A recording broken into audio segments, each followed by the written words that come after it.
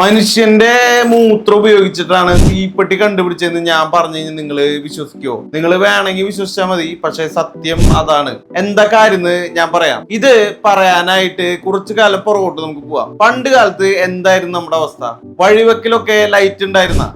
എന്തിനാ പണ്ട് കാലത്തേക്ക് പോണല്ലേ? ഇപ്പൊ തന്നെ ചില സ്ഥലങ്ങളിലൊന്നും ലൈറ്റ് ഇല്ല. കേരളം വിട്ട് മറ്റ് സംസ്ഥാനങ്ങളിൽ നമ്മൾ പോയി കഴിഞ്ഞാൽ ചില ഉള്ളേരിയയിലൊന്നും ലൈറ്റ് ഇല്ല. ലൈറ്റ് പോയിട്ട് ആകാശത്ത് ചന്ദ്രേട്ടനെ പോലും കാണാൻ പറ്റാത്ത അവസ്ഥയാണ് ചില സ്ഥലങ്ങളിലൊക്കെ. അത്രയും കൂര ഇരുട്ടായിരിക്കും. പണ്ട് കാലങ്ങളിലാണെങ്കിൽ ഒട്ടും ലൈറ്റ് ഇല്ല. ഇന്ന് അവിടെ ഇവിടെയൊക്കെ ഉണ്ടെന്ന് പറയാം. അല്ലെങ്കിൽ കേരളത്തിൽ മിക്ക സ്ഥലങ്ങളിലുണ്ട്. പുറത്ത് പോയി കഴിഞ്ഞാൽ ചില സ്ഥലങ്ങളിലൊന്നും ഇല്ല എന്ന് പറയാം. എന്നാലും ഭൂരിഭാഗം ഭാഗങ്ങളിൽ ലൈറ്റായി. പണ്ട് രാത്രി പുറത്തിറങ്ങുന്നവർക്ക് വെളിച്ചം കിട്ടണമെങ്കിൽ എന്ത് വേണം? തീ വേണ്ടേ? തീ വേണം. തീ ഇല്ലെങ്കിൽ വെളിച്ചുണ്ടാവില്ല.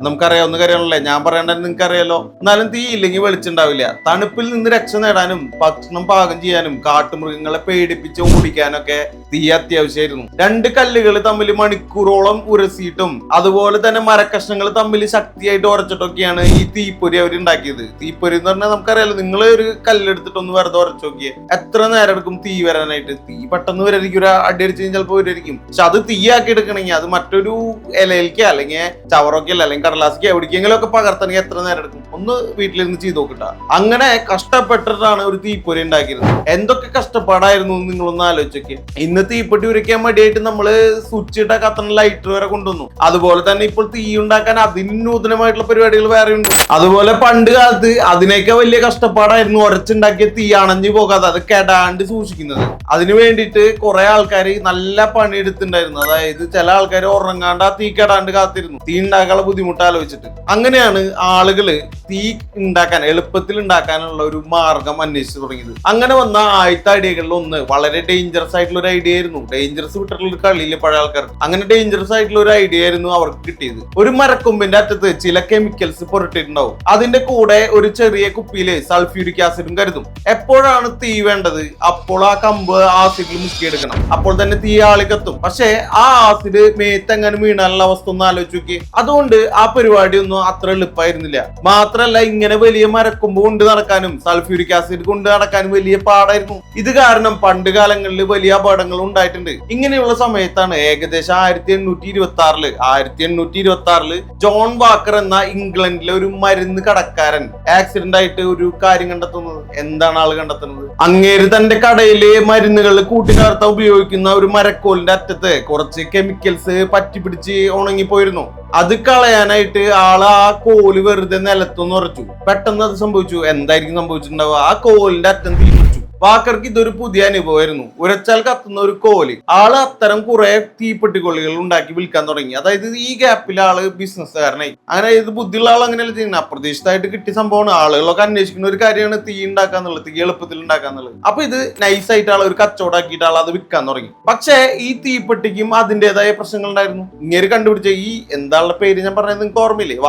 വാക്കറെണ്ണം കണ്ടുപിടിച്ച ഈ തീപ്പെട്ടിക്ക് അതിൻ്റെതായ പ്രശ്നങ്ങൾ ഉണ്ടായിരുന്നു. അത് എവിടെ ഉരച്ചാലും കത്തും. തീപ്പെട്ടി കൂടിന്റെ ബോക്സിൽ തന്നെ വേണമെന്നില്ല അത് കത്താനായിട്ട്. എവിടെ ഉരച്ചാലും കത്തും. പരുപരുത്ത ചുമരിലോ മേശയിലോ എന്തിന് നമ്മുടെ പാന്റിന്റെ തുണിയിൽ ഉരച്ചാൽ പോലും അത് ആളി കത്തും. ഇതുകൊണ്ട് ഒരുപാട് അപകടങ്ങൾ അപ്പോഴും ഉണ്ടായി. പോരാത്തിന് അത് കത്തുമ്പോൾ ഉണ്ടാകുന്ന മണം സഹിക്കാൻ പറ്റുന്നതായിരുന്നില്ല. മാത്രല്ല അത് അത്ര എളുപ്പം കത്തുന്നതുമായിരുന്നില്ല. ഇത് കേൾക്കുമ്പോൾ നിങ്ങൾ എന്നോട് ചോദിക്കും, അപ്പൊ നീയല്ലേ പറഞ്ഞ സംഭവം എളുപ്പം കത്തണ സാധനമാണെന്ന്. എന്നാൽ എളുപ്പം കത്തില്ല, അതിന് തോന്നുമ്പോഴാണ് കത്തുക. അതിപ്പോ നമ്മുടെ പോക്കറ്റിലാണ് ഇരിക്കുന്നത് വെച്ച് കഴിഞ്ഞാൽ അപ്പൊ തന്നെ ചിലപ്പോ കത്തിന്ന് വരും. അതായത് പോക്കറ്റിൽ പാന്റൊക്കെ ഇട്ട് ഉറഞ്ഞിട്ട് ചിലപ്പോ കത്തിന്ന് വരും. അത്രയും പ്രശ്നമുള്ള സാധനമായിരുന്നത്. അപ്പൊ അതുകൊണ്ട് അതിന് എളുപ്പത്തിലുള്ള സാധനങ്ങൾ നമ്മുടെ ആൾക്കാർ തെരഞ്ഞു തുടങ്ങി. ഇനിയിപ്പോ നിങ്ങളുടെ അടുത്ത ചോദ്യം, യഥാർത്ഥ തീപ്പെട്ടി എപ്പോഴാ മോനെ കണ്ടുപിടിച്ചെന്നായിരിക്കും. ഹെന്നിക് ബ്രാൻഡ് എന്നൊരു ജർമ്മൻകാരുണ്ടായിരുന്നു. പേര് പറയത്തിൽ ബുദ്ധിമുട്ടുണ്ടല്ലേ. ഹെന്നിക് ബ്രാൻഡ് ഓരോ വെറൈറ്റി പേരുകൾ. ഒരു ആൽക്കമിസ്റ്റ് ആയിരുന്നു അയാൾ. അതായത് സാധാരണ ലോഹങ്ങളെ സ്വർണ്ണമാക്കി മാറ്റാനുള്ള പരിപാടിയാണ് ആൾ കണ്ടുപിടിക്കാൻ ശ്രമിച്ചുകൊണ്ടിരുന്നത്. അതിനു വേണ്ടിയിട്ട് അയാൾ ഒരു വിചിത്രമായിട്ടുള്ള എക്സ്പെരിമെന്റ് നടത്തി, പരീക്ഷണം നടത്തി. മനുഷ്യന്റെ മൂത്രം ഉപയോഗിച്ചിട്ട്, കേൾക്കണട്ടാ, മനുഷ്യന്റെ മൂത്രം ഉപയോഗിച്ചിട്ട് ഗഡിമോൻ ഈ പരീക്ഷണ പരിപാടി നടത്തുന്നത്. ഇയാള് ആയിരക്കണക്കിന് ലിറ്റർ മൂത്രം ശേഖരിച്ചു. എവിടെ നിന്നാണോ ഇയാൾ ഈ മൂത്രമൊക്കെ അങ്ങനെ ശേഖരിച്ചിട്ട് അത് വറ്റിച്ച് കുറുക്കി പലതരം പരീക്ഷണങ്ങൾക്കൊടുവിൽ സ്വർണത്തിന് പകരം അയാള് മെഴുക് പോലെയുള്ള ഒരു വെളുത്ത വസ്തുവാണ് ഉണ്ടാക്കിയത്. സ്വർണ്ണം ഉണ്ടാക്കാൻ നോക്കിയിട്ട് മെഴുക് പോലെ വെളുത്തൊരു വസ്തുവാണ് ആൾക്ക് ഫൈനൽ പ്രൊഡക്റ്റ് ആയിട്ട് കിട്ടിയിട്ട്. അതിനൊരു പ്രത്യേകത കഴിവുണ്ടായിരുന്നു. ഇരുട്ടത്ത് ഒരു പച്ച നിറത്തിൽ അത് പ്രകാശിക്കും. പ്രകാശം വഹിക്കുന്നവൻ എന്നർത്ഥം വരുന്ന ഫോസ്ഫറസ് എന്ന് അയാൾ അതിന് പേരിട്ടു. വർഷങ്ങൾക്ക് ശേഷം തീപ്പെട്ടി നിർമ്മിക്കുന്നവരെ ഈ ഫോസ്ഫറസിനെ പറ്റി അറിഞ്ഞു. ഇത് തീപ്പെട്ടിക്കൊള്ളിയുടെ തലപ്പത്ത് ചേർത്താൽ വളരെ എളുപ്പത്തിൽ കത്തുമെന്ന് അവർ മനസ്സിലാക്കി. അങ്ങനെ വെളുത്ത ഫോസ്ഫറസ് ഉപയോഗിച്ചുള്ള തീപ്പെട്ടികൾ വിപണിയിൽ വന്നു. ആളുകൾക്ക് ഇത് വലിയ സൗകര്യമായി. പക്ഷേ ആ സൗകര്യത്തിന് പിന്നിൽ വേറൊരു ദുരന്തം ഉണ്ടായിരുന്നു. മൊത്തം ദുരന്തപ്പെട്ടിട്ടുള്ള ഒരു കളിയില് പഴയ ആൾക്കാർക്ക്. ഈ വെളുത്ത ഫോസ്ഫറസ് വളരെ ടോക്സിക് ആയിരുന്നു.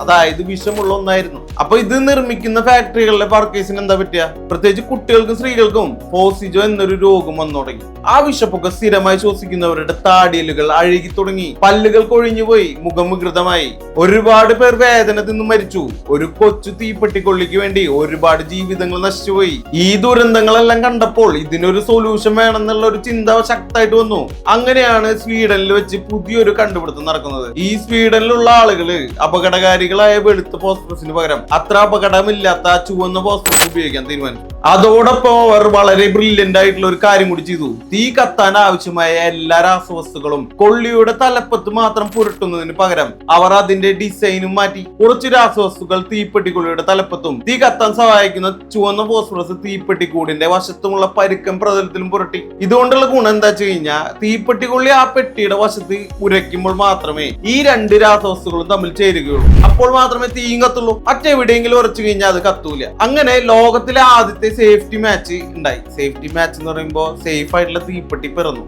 ഉണ്ടായി. അതോടെ തീപ്പെട്ടികൾ കാരണം ഉണ്ടാകുന്ന അപകടങ്ങൾ ഒരുപാട് കുറഞ്ഞു. നമ്മൾ ഇന്ന് ഉപയോഗിക്കുന്ന തീപ്പെട്ടികള് ഒരു സ്വീഡിഷ് മാതൃകയുള്ളതാണെന്നുള്ളത് നിങ്ങൾക്ക് ആലോചിച്ച് കഴിഞ്ഞാൽ മനസ്സിലാവും. എന്താ വെച്ച് കഴിഞ്ഞാൽ അവരാണല്ലോ ആദ്യം കണ്ടുപിടിച്ചത്. അപ്പൊ പിന്നെ അവരുടെ ആ മാതൃകയിലായിരിക്കുമല്ലോ നമ്മളും കൊണ്ടു കിടക്കുക. അപ്പൊ നമ്മുടെ ഇവിടെ ഉള്ളതൊക്കെ ആ ഒരു മാതൃകയിൽ ഉണ്ടായിരുന്ന സംഭവമാണ്. അപ്പൊ നിങ്ങൾക്ക് ഒരു കാര്യം കൂടി ആലോചിക്കേണ്ടത് എന്താ വെച്ച് കഴിഞ്ഞാൽ, ഇനി തീപ്പെട്ടി ഉറയ്ക്കുമ്പോഴേ നമ്മുടെ മൂത്രം കാരണമാണ് ഇതിന് വലിയൊരു മാറ്റം ഉണ്ടായി എന്നുള്ള കാര്യം നിങ്ങൾ മറക്കാണ്ടിരിക്കുക. അത് നല്ല കാര്യമാണ്. നല്ല കാര്യങ്ങളും ചരിത്രമൊക്കെ ഓർമ്മിച്ച് വെച്ചാൽ മതി. ചരിത്രത്തിൽ ജീവിക്കാൻ പോണ്ട.